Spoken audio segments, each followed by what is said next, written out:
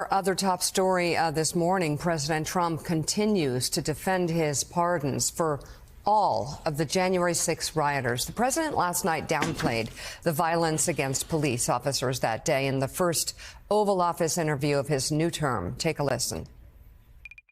Number of reasons. Number one, they were in there for 3.5 years, a long time. Right. And in many solitary confinement, treated like nobody's ever been treated so badly.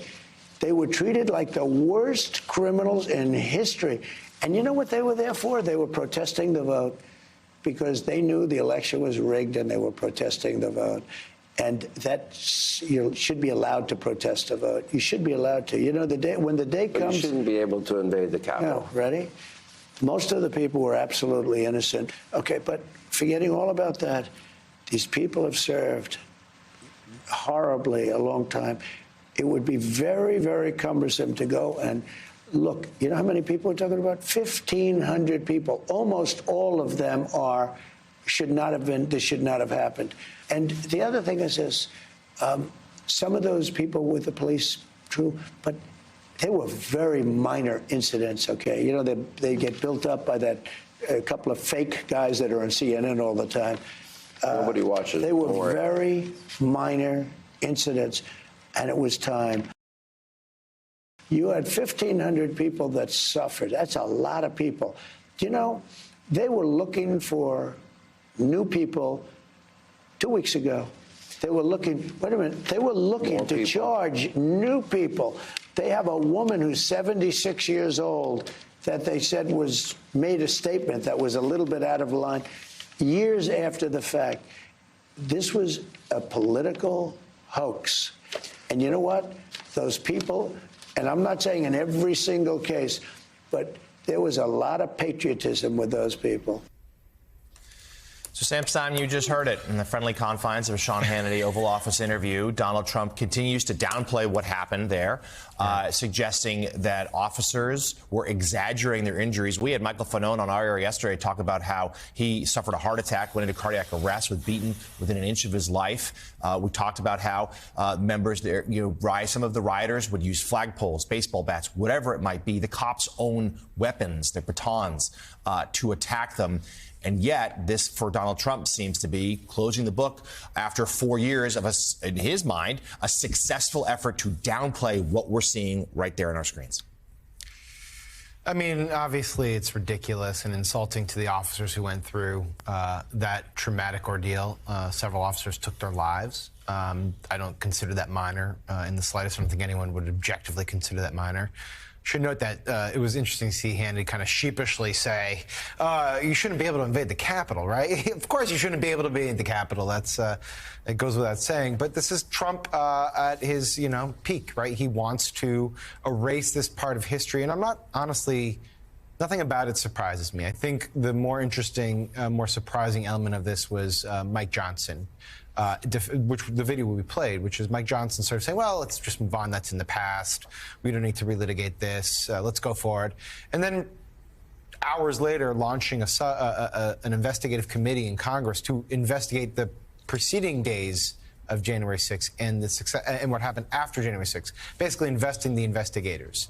And so they are trying to recast this entire history. It begins with Trump's blanket pardons, which in that interview, he said it would have been too cumbersome to go through individual cases, so just do all 1,500. And then it continues into the use of congressional resources, congressional authorities to try to cast doubt on the prosecution, the legitimate prosecution of the people who rioted, who tried to stop the peaceful transfer of power. It is a deliberate and comprehensive attempt to try to rewrite one of the darker chapters of our political history. Well, we've seen before when Congress and others have tried to investigate the investigators regarding Trump administration, it never ends well for those investigating the investigators. And in this case, you better believe that if you open this door back up and you really want to go back to January the 6th and you were a supporter of Donald Trump, you're going to not only see this, you're going to see cops, as the Wall Street Journal called them, cop beaters. You're going to see the people that walked free after beating the hell out of cops, after doing things that led to the death of several cops. Talk to their families; they'll tell you that. You'll hear more people like Michael Fanone, who went to work that day to do their job to protect the United States Capitol, who had the hell beaten out of them. They were kicked, they were tased, and by these people that were bragging. They were bragging about beating the hell out of law enforcement officers. So the elevation of cop beaters, by Mike Johnson saying, "Oh, listen, let's not focus on the cop beaters. Let's focus on the Biden pardons." You know, good luck with that. It's just not going to end well. It's really not. No. It's not going to end well for Republicans. It's not going to end well for the White House. David Drucker, let's talk though about the impact and the blowback on this. I've already talked about how the Wall Street Journal editorial page was sufficiently shocked at clemency for cop beaters. And there were about half a dozen Republicans that came out yesterday in the Senate and actually condemned this, said it was a bad thing to do. They wouldn't do it. That said, from Republicans I spoke to, and I'm really curious what you heard, whether they said it in front of microphones or not, there was a deep, abiding unease all across the Capitol yesterday among Republicans, seeing that some of the worst actually got to walk free after beating the hell out of law enforcement officers. Yeah, look, I mean, how often is there a deep, abiding unease about something Donald Trump says or does? And it really doesn't matter.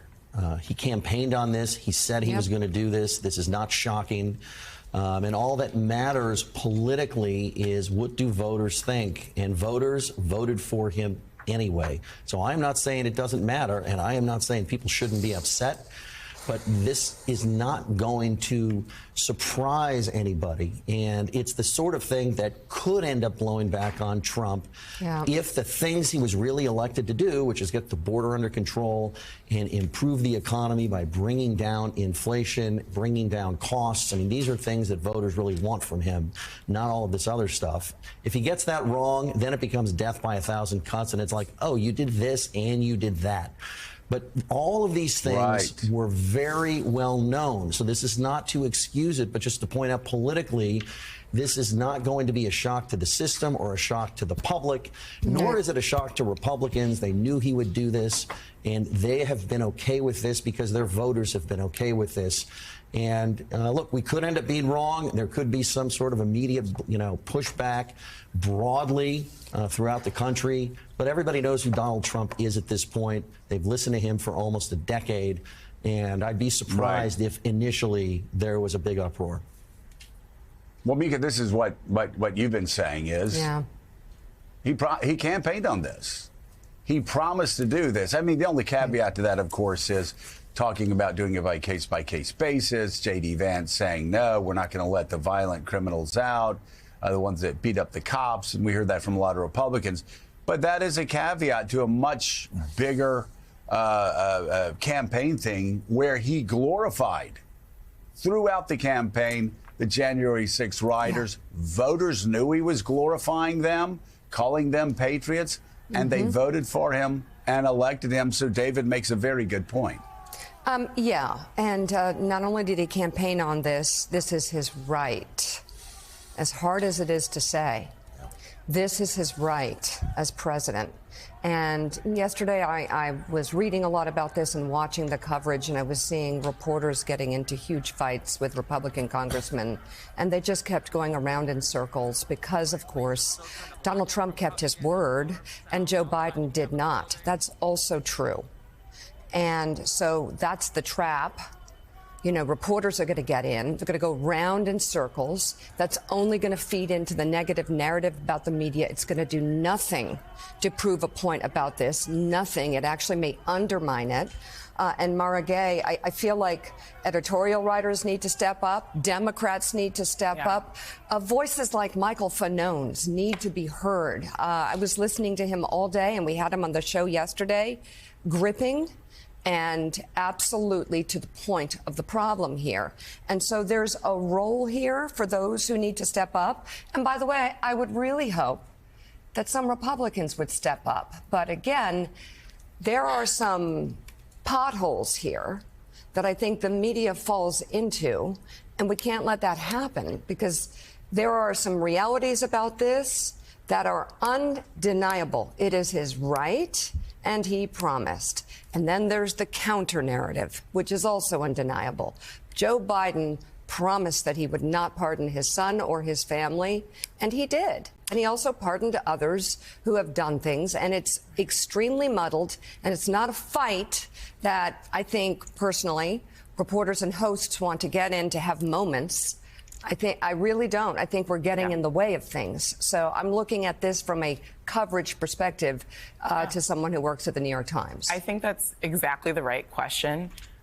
During Trump's first term, there was a lot of, both on the part of the Democratic Party and even from voters in the media, there was kind of a grasping at normalcy. Yes. So an attempt to excuse away, to minimize some of what Donald Trump was not only doing in office, but said that he was about. It was clear that he was not committed to democracy. But there was a lot of kind of hand-holding of Donald Trump. Well, surely you want to actually support democracy. Right. Surely you couldn't mean the things that you're saying. And I think this is a moment where the opposition, and that is not just the Democratic Party, but that's any American who's committed to democracy, has to look at this and say, this is about raw power. Mm-hmm.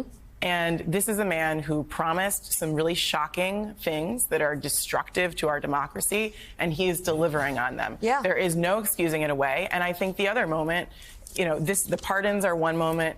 The Nazi salute from Elon Musk was another. Yep. So this is a challenge to not excuse away, not minimize, to call a spade a spade. But cover it, and those who should call a spade, especially Republicans and Democrats in Washington, editorial writers, victims, ultimately, Americans will have to see what is happening here as he delivers on his promises, and they will decide whether or not this is what they really wanted. I do talk to a lot of people who voted for Trump who don't think these things would have happened. So I wonder where that leads.